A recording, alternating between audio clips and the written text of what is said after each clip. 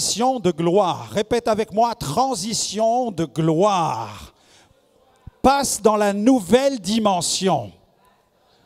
Il est temps de passer dans la nouvelle dimension. C'est ce que Dieu désire pour ta vie. Tu n'es pas là par erreur ce matin, mais tu as été convoqué par le Seigneur. Dieu désire que tu puisses passer de cette année qui s'achève dans la nouvelle avec son soutien, son assistance, sa faveur et sa puissance. À Dieu soit la gloire. Le dessein de Dieu comprend de multiples transitions. La Bible parle de nombreuses transitions. Je bénis Dieu pour les transitions glorieuses. Amen.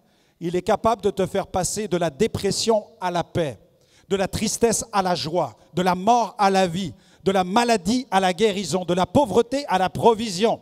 Alléluia. Dieu est capable. Il a tellement de transitions pour nous. La Bible est pleine de transitions. Qu'est-ce qu'une transition?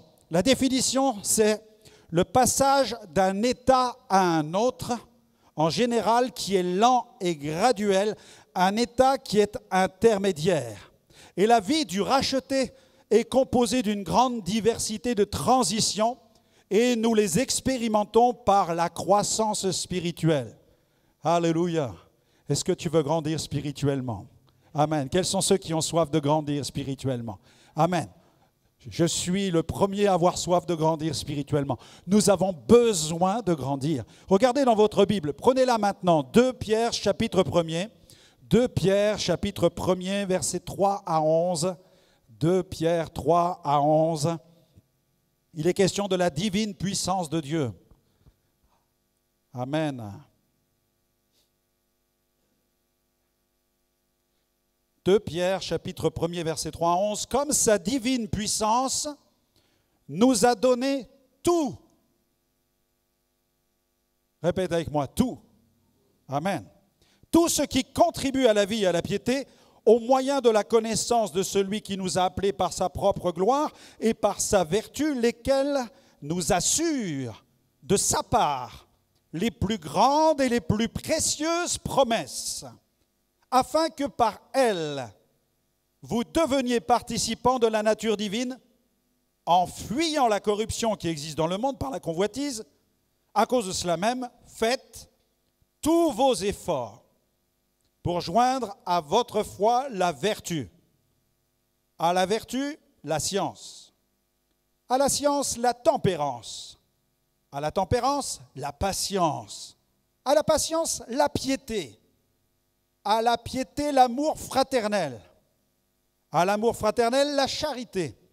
Car si ces choses sont en vous, et ils sont avec abondance, elles ne vous laisseront point oisifs ni stériles pour la connaissance de notre Seigneur Jésus-Christ. Mais celui en qui ces choses ne sont point est aveugle. Il ne voit pas de loin. Il a mis en oubli la purification de ses anciens péchés. C'est un chrétien rétrograde. C'est pourquoi, frères, appliquez-vous d'autant plus à affermir votre vocation et votre élection, car en faisant cela, vous ne broncherez point. C'est ainsi en effet que l'entrée dans le royaume éternel de notre Seigneur et Sauveur Jésus-Christ vous sera pleinement accordée. Amen. Parce que notre désir, c'est d'être pleinement accueilli, mais de ne pas vivre la vie chrétienne dans la certitude et dans le doute de savoir si je devais quitter ce monde, est-ce que la porte du ciel me sera ouverte ou est-ce que je vais faire face à une porte entrebâillée? Mon but, c'est d'avoir l'assurance que si Dieu me rappelle à lui, je vais entrer dans sa gloire. Et comment devons-nous vivre la transition de cette année vers la nouvelle? Eh bien, tout d'abord avec action de grâce. Amen. Nous devons apprendre à dire merci Seigneur pour l'année qui s'est écoulée. Comment aborder la nouvelle? Eh bien, par la puissance de la déclaration prophétique. Qu'est-ce que je déclare sur l'année qui vient? Est-ce que je la regarde avec des mots, des pensées de peur, ou est-ce que je la regarde avec une déclaration de foi? Est-ce que je regarde demain avec l'assurance que Dieu sera avec moi parce que j'ai consulté les milliers de promesses qu'il y a dans les Écritures, ou est-ce que je consulte seulement les journaux télévisés 24/24? Quelle est ma source d'information? Quelles sont les notifications que je reçois pour être dans la foi et vivre dans la victoire? Déclarons ensemble ce matin, proclamons ensemble, remercions Dieu pour l'année écoulée et prophétisons sur la nouvelle année en déclarant une transition de gloire. Confesse avec moi, transition de gloire. Amen. Je veux en faire une transition de gloire. C'est ce que mon cœur désire. Nous devons aborder chaque transition annuelle avec la vision de Dieu. Vous avez vu que l'auteur de l'épître, donc Pierre, parle de ce croyant qui est devenu aveugle. Il a perdu toute espèce de discernement, toute espèce de vision. Il a besoin de retrouver la vision de Dieu. Myles Munroe nous donne cette définition de la vision. Il nous dit ceci: le plus grand don jamais fait à l'humanité n'est pas le don de la vue, mais le don de la vision. La vue est une fonction des yeux, alors que la vision est une fonction qui vient du cœur. Amen. La plus grande capacité donnée à l'être humain n'est pas le sens de la vue, mais la vision. Car la vision est étroitement liée à votre destinée. Amen. La Bible dit d'ailleurs qu'il y a dans le cœur du juste des chemins tout tracés. Gloire à Dieu. Et quand nous sommes alignés avec Dieu, alors nous marchons sur ce chemin, parce que le chemin se déroule devant nous, car il est déjà tout tracé, il est au-dedans de nous, il est à l'intérieur de nous-mêmes. Notre vision spirituelle est reliée aux réalités dans lesquelles nous sommes appelés à entrer. Et Dieu se sert de votre passé comme d'un cours préparatoire qui va vous faire entrer dans la destinée qu'il a préparée pour vous, dans votre futur. C'est pourquoi il ne faut pas manquer toutes les transitions divines que Dieu a prévues pour chacun d'entre nous. Ne manque pas la transition. Sois là au rendez-vous de chaque transition spirituelle. Premier point ce matin, les transitions de Jésus. Jésus a vécu plusieurs transitions. La Bible dit qu'il est Dieu béni éternellement.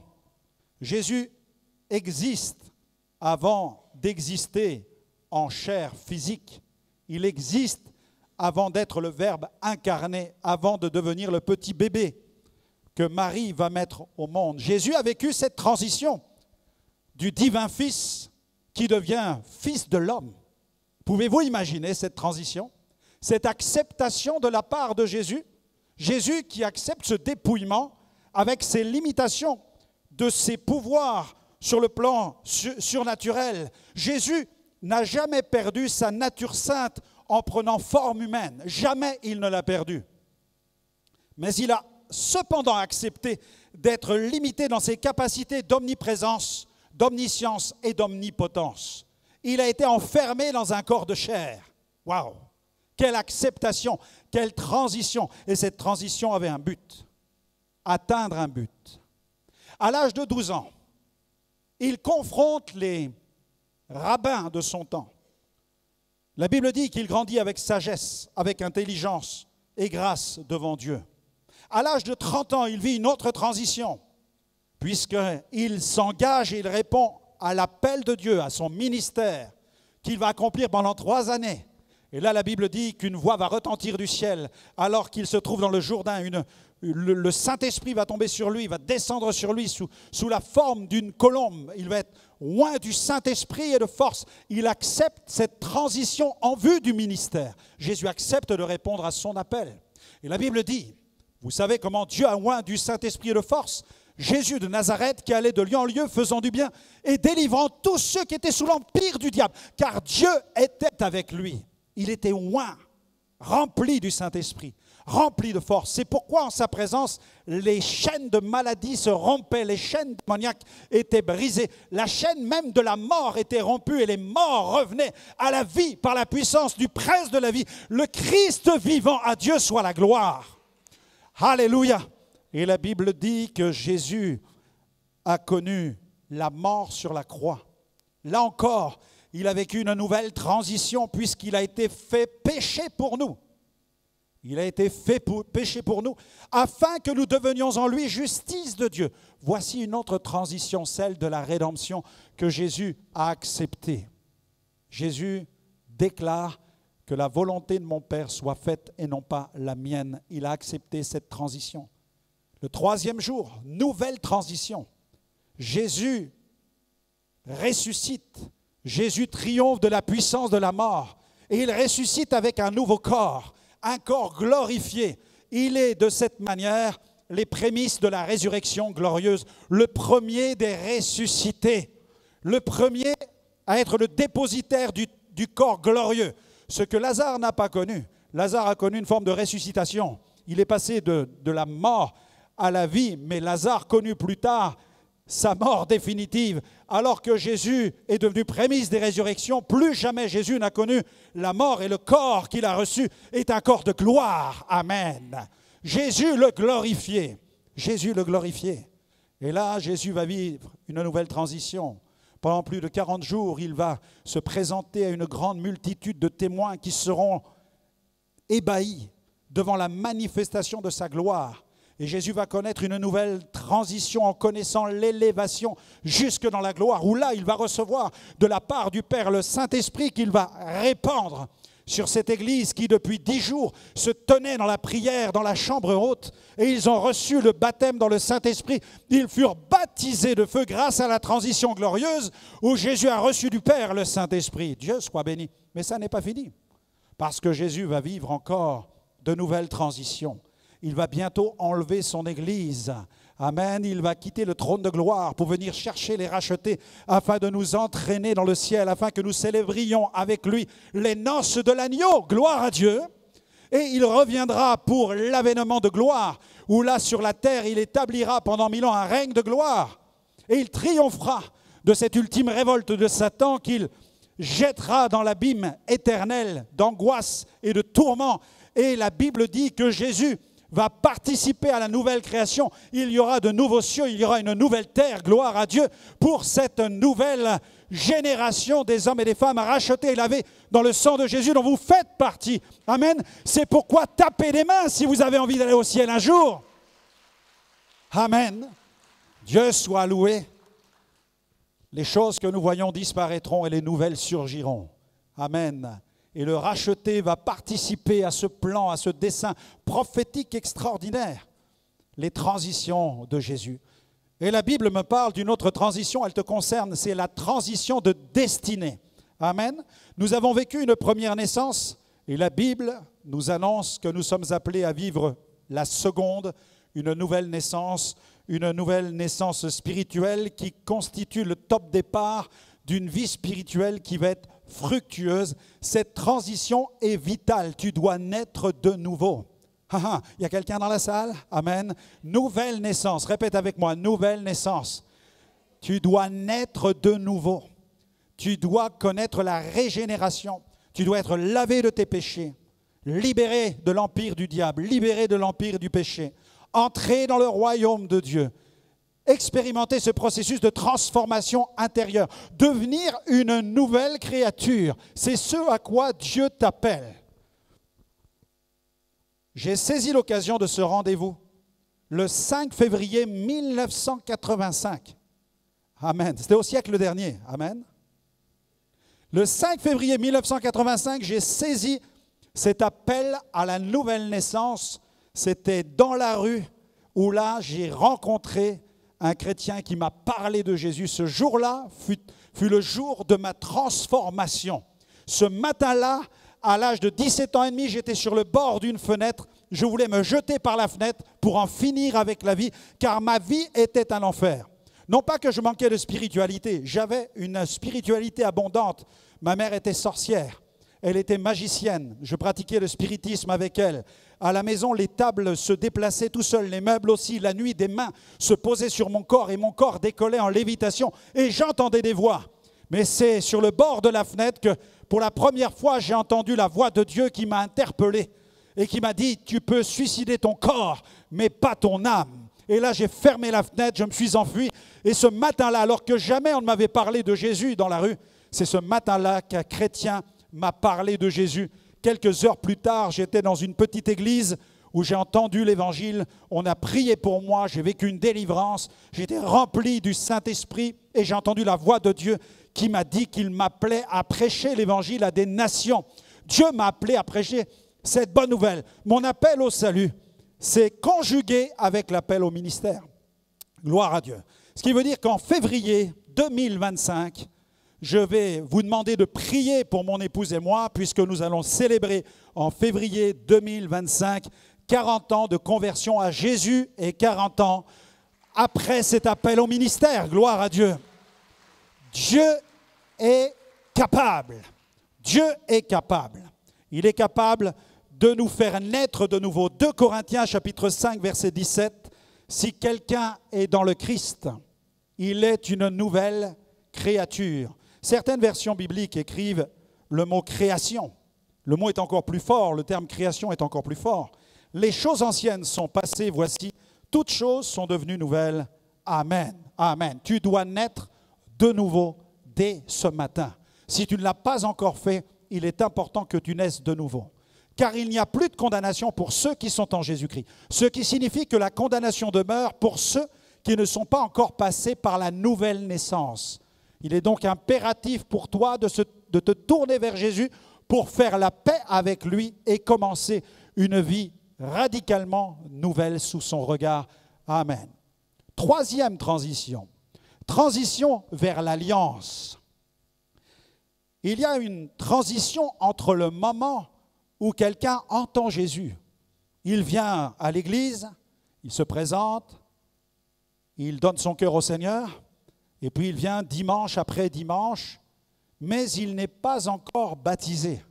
Il a besoin de prendre cet engagement qui est l'engagement divin, l'engagement par l'alliance avec Dieu. C'est l'alliance par le baptême. Cet engagement consiste en une alliance devant le monde visible et devant le monde invisible. L'alliance est importante, elle est vitale, elle est primordiale, car elle est la garantie de l'engagement divin en faveur de ta destinée. Tu dois entrer dans l'alliance, tu dois prendre place dans l'alliance avec Dieu. Tu aimes Jésus, il n'y a pas de doute à cela, mais tu n'es pas encore baptisé. En fait, tu as mis le pied dans la maison, ou plutôt tu as mis un pied dans la maison, mais tu n'as pas encore mis les deux pieds dans la maison. Tu as besoin de mettre les deux pieds pour faire partie de la famille, pour faire partie de la maison. Tu ne peux pas bénéficier de la pleine faveur divine tant que tu ne prends pas le plein engagement. Le fiancé qui veut vivre le parfait amour avec sa fiancée doit prendre ses responsabilités et se marier avant de vivre avec elle dans la maison et de dormir ensemble dans le même lit. Il y a une différence entre la fiancée et la mariée, entre le fiancé et le marié. Est-ce que je peux entendre un amen à cela? Le baptême, c'est une alliance avec Dieu. C'est pourquoi cette alliance est vitale. Regardez ce que la Bible déclare dans 1 Pierre chapitre 3, versets 18 à 22. La Bible dit « Christ aussi a souffert une fois pour les péchés, lui juste pour les injustes, afin de nous amener à Dieu, ayant été mis à mort quant à la chair, mais ayant été rendu vivant quant à l'esprit, dans lequel aussi il est allé prêcher aux esprits en prison qui autrefois avaient été incrédules lorsque la patience de Dieu se prolongeait au jour de Noé, pendant la construction de l'arche, dans laquelle un petit nombre de personnes, c'est-à-dire 8, furent sauvées à travers l'eau. Cette eau était une figure du baptême qui n'est pas la purification des souillures du corps. Le baptême n'est pas un bain. C'est ce que dit l'apôtre Pierre. Mais c'est l'engagement d'une bonne conscience envers Dieu et qui maintenant vous sauve. Amen. Vous, par la résurrection de Jésus-Christ, qui est à la droite de Dieu, depuis qu'il est allé au ciel et que les anges, les autorités et les puissances lui ont été soumis. Amen. Amen. L'alliance par le baptême est le sceau apposé sur l'assurance du salut du croyant. Tu as besoin de te faire baptiser. Cesse de reporter à la semaine suivante, au mois suivant, à l'année suivante. La question du baptême, tu dois la traiter avec la plus grande rigueur. Celui qui croira, qui sera baptisé, sera sauvé. Celui qui ne croira pas sera condamné. La Bible dit au sujet des pharisiens qu'en refusant de se faire baptiser, ils annulèrent à leur égard le dessein de Dieu.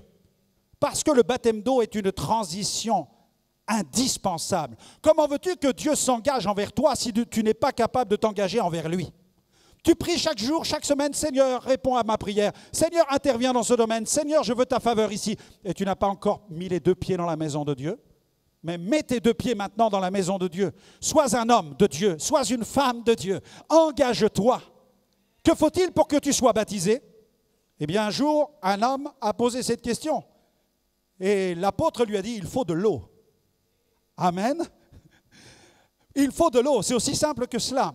De même que pour se marier, c'est aussi simple que cela, il faut aller voir le maire et dire je veux me marier. Pour le baptême, c'est la même chose. On remplit un baptistère et on plonge la personne qui a confessé auparavant devant le monde visible et invisible son attachement à Christ et son désir de le servir pleinement. Amen.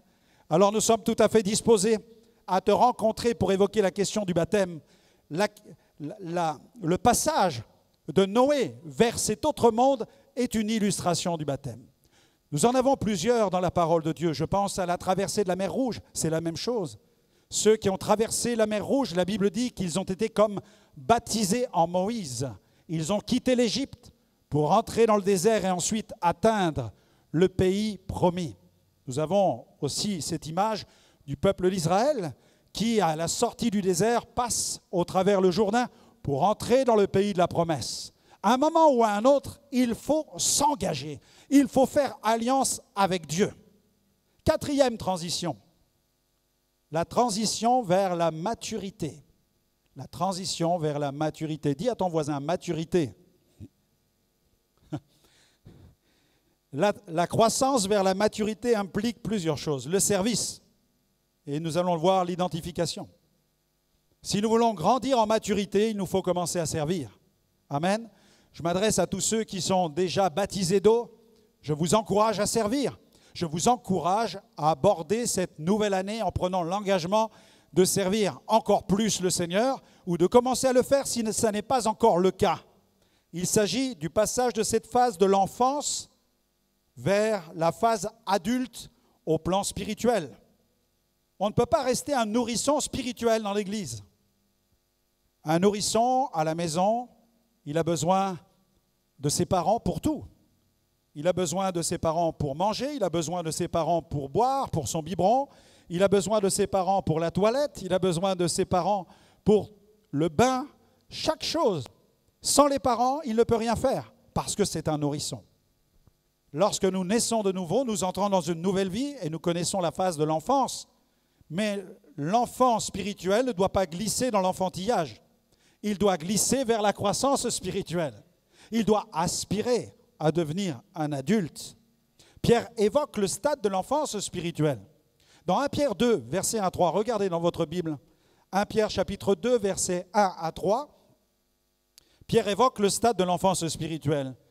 Il dit ceci, « Rejetant donc toute malice et toute ruse, la dissimulation, l'envie et toute médisance, désirez, comme des enfants nouveau-nés, le lait spirituel et pur, afin que par lui, vous croissiez pour le salut. » Et la Bible dit, travaillez à votre salut. Amen. Si vous avez goûté que le Seigneur est bon. Amen. J'espère que vous avez goûté que le Seigneur est bon. Amen. Le lait spirituel, il est bon. Gloire à Dieu. La vie nouvelle, elle est belle. Le pardon des péchés, c'est bon. On aime boire ce biberon. Je suis pardonné, j'ai la joie, la musique est bonne, les chrétiens sont gentils, etc. On aime tout cela, c'est bon, c'est le lait de Dieu tout cela. Et on se régale avec cela. Mais l'auteur de l'Épître aux Hébreux nous parle d'une autre nourriture. Il dit, en quelque sorte, c'est comme s'il nous disait, allez plus loin, transition de l'enfance à la maturité. Dans Hébreux 5, versets 11 à 14, nous avons beaucoup à dire là-dessus et des choses difficiles à expliquer. Il est en train de dire, maintenant ça se complique. Parce que vous êtes devenus lents à comprendre. Vous, en effet, qui depuis longtemps devriez être des maîtres, vous avez encore besoin qu'on vous enseigne les premiers rudiments des oracles de Dieu. Vous en êtes venus à avoir besoin de lait et non d'une nourriture solide. Or, quiconque en est au lait n'a pas l'expérience de la parole de justice car il est un enfant. Mais la nourriture solide est pour les hommes faits, pour ceux dont le jugement est exercé par l'usage à discerner ce qui est bien et ce qui est mal. Ça s'appelle la croissance, ça s'appelle la maturité spirituelle. Tu ne peux pas rester un enfant au plan spirituel. Est-ce que j'ai un peuple qui veut devenir un peuple mature, un peuple d'hommes et de femmes matures? Alléluia. Gloire à Dieu. Vous devriez être comme des maîtres. C'est un terme traduit du grec didaskalos qui veut dire maître, bien sûr, mais aussi rabbi. Lorsqu'on rencontrait Jésus, la traduction grecque nous dit ceci, on l'appelait rabbi, rabbi, maître. Et le maître fait des masterclass. Il enseigne comme un maître. Alléluia. Et la Bible désire faire de toi un maître au plan spirituel. L'homme fait, c'est l'homme qui est devenu parfait ou plutôt accompli. Celui qui est entré dans un processus de perfectionnement. Amen. C'est-à-dire que tu ne vas plus vivre simplement pour qu'on te donne le biberon, mais tu vas vivre pour donner à manger aux autres. Tu vas donner le biberon aux petits et tu vas donner de la nourriture solide aux autres. Tu vas grandir dans la maturité. La sangsue, vous savez, elle a un proverbe, la Bible nous le dit, elle dit « donne, donne, donne ». Mais le chrétien ne peut pas vivre toute sa vie comme la sangsue en disant « Pasteur, donne-moi du lait, pasteur, donne-moi du lait, donne-moi du lait ». Non, prends le beefsteak ce matin, amen. Il y a des steaks à prendre. Alléluia. Il y a de la bonne viande à prendre. Il faut manger de la nourriture solide, non seulement pour que tu grandisses, non seulement pour que nous grandissions, mais qu'après chacun d'entre nous, nous soyons équipés comme des mamans pour donner le biberon aux nouveaux qui se tournent vers Jésus dans l'Église. Et à ceux qui grandissent, on commence à leur donner de la nourriture plus solide. Et à ceux qui sont plus grands, on commence à leur donner des steaks. Là, une bonne nourriture pour qu'ils puissent marcher avec une forte énergie, avec l'énergie de Dieu. Amen. Passe de l'enfance à la maturité. Amen. La phase maturité consiste non plus à chercher à recevoir, mais à commencer à vouloir donner, servir les autres, soutenir l'œuvre de Dieu. Il y a au sein de GVC de nombreuses opportunités de service. Il y a plus que savourer tout ce que les leaders ont préparé au niveau de la louange et de la prédication. Amen.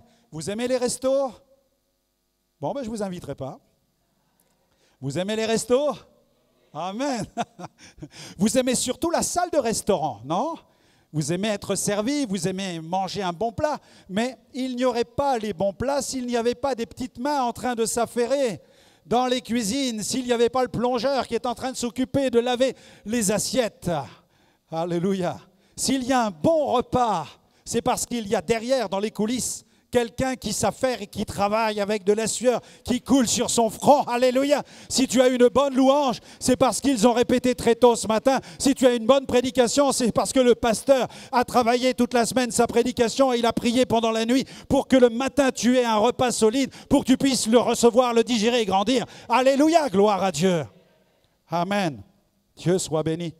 Dans un magasin, il n'y a pas que la vitrine, il n'y a pas que les rayons.